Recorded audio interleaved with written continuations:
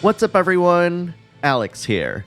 Vanillaware is one of my all-time favorite developers, so when I heard that GrimGrimoire was returning as GrimGrimoire OnceMore, I hoped that we would get an announcement for a Western release. Months after that announcement, a playable demo of the game dropped on Switch, PS4, and PS5, and in this video, I want to dive deep into its gameplay to see what all the fuss is about. If you've never played a Vanillaware game before, they're a developer known for their exquisite animation and character design, rooted in a handcrafted style that's inspired many similar animations. While mostly known for their fast and frenetic action RPGs, they've also dabbled in other genres such as brawlers and strategy games. GrimGrimoire is their first ever foray into strategy, with the more recently released 13 Sentinels being their most recent. That being said, you might be surprised to learn that GrimGrimoire is not at all a tower defense game, though looking at the gameplay being shown, you might be led to believe that. It's because unlike tower defense games, where enemies typically follow a set path to death or destruction, there are numerous paths for enemies to follow in GrimGrimoire, and it's up to you to figure out how to either fend them off or launch your own offensive. What makes GrimGrimoire interesting is that it's not depicted in the typical overhead RTS perspective. Instead, GrimGrimoire's map is presented more like a side-scroller than a traditional RTS. Winding staircases clue you in on potential ingress points, and a persistent fog of war will prevent you from seeing incoming units not within your immediate area. In a way, it's very much like a RTS, despite its shift in movement dynamic and presentation. There are a variety of different units to consider when playing the demo, which starts you off with a set of in-depth tutorials to teach you the basics. Of note are the two different types of units you're given: physical and spectral-based units. As a basic rule, physical-based units cannot attack spectral units, but of course, there are more nuanced differences for each. Both physical and spectral units, for example, have flying units, which allows them to fly through ceilings. Where the difference lies is whether or not these units are for attacking or resource gathering. Fairies, for instance, are physical attack units that can damage enemies from afar, while specters are spectral units that gather resources from crystals. What I also find interesting is that the type of unit you choose to harvest mana, the game's currency, from these crystals will lock that resource for that specific unit.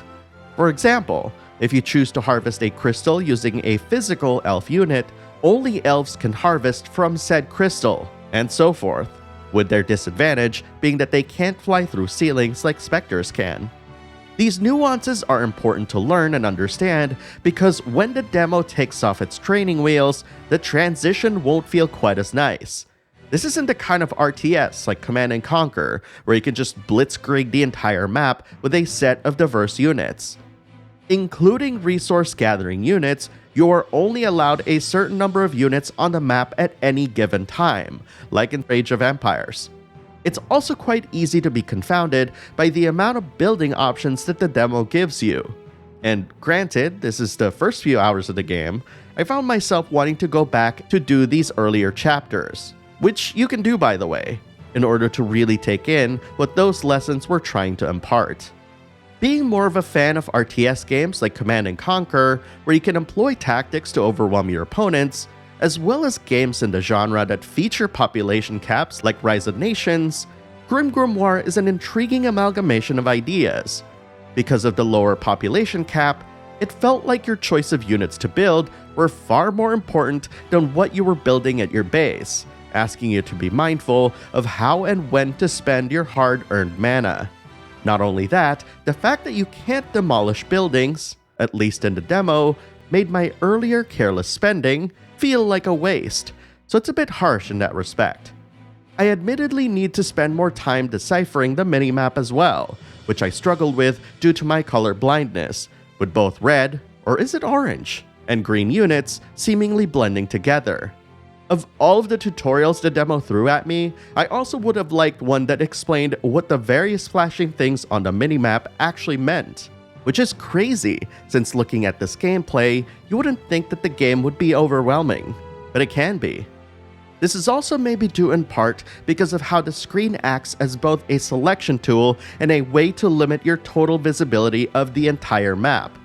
While I can certainly understand that, I didn't feel as though I had a good grasp of what was going on, even when the camera was zoomed all the way out. For turn-based RPG fans, you'll be happy to know that simply selecting either a building or a unit will pause the action on screen, giving you much needed time to assess what to do before you do it. The selection tools given to you are also quite helpful, allowing you to quickly select through various unit types while the action is paused. Admittedly, this is something that I absolutely love about this game, and helps make sense of what might feel like an insurmountable situation. Selecting any unit or building and having it be paused lets you take a breather from what's happening, allowing you to assess the entire map if you so wish, in order to formulate a new strategy to quell the incoming tide. And this isn't even talking about the new Grand Magic spells and a brand new skill tree that's been added to GrimGrimoire OnceMore, which helps you power up your units in interesting ways. Much like the work Vanillaware did with Odin Sphere Leifthrazir, the intent was to go into GrimGrimoire and turn it into a more approachable and mechanically rich game, while still retaining the depth of gameplay that made it fun for strategy fans. This is, of course, on top of the fantastic production values that Vanillaware fans have come to know and love over the years, with a rousing soundtrack by Hitoshi Sakimoto and bass escape that complements every image you see before you. I'm not gonna mince words here. I had a bit of a rough time with the demo when GrimGrimoire OnceMore took off its training wheels.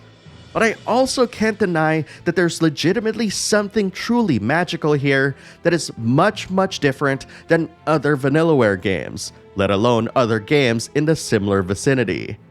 I, for one, am still gonna continue pushing on through and learning the nuances of what's being asked of me, and I'm thankful that I've got some time to do so before its April release.